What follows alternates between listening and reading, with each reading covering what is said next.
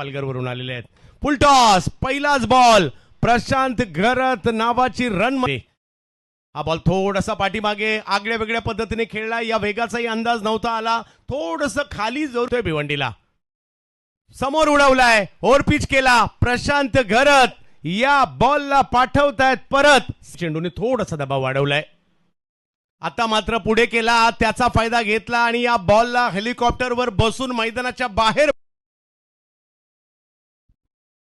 वेगवान बॉल, त्याच्यावर तेवढ्याच वेगवान फटका खेळला गेलाय. प्रशांत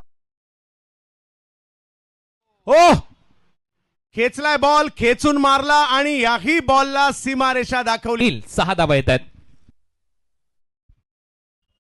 याही वेळेला चांगला फटका खेळतायत. कव्हर्सला मारलाय. दिशा सुद्धा मोठीच आहे.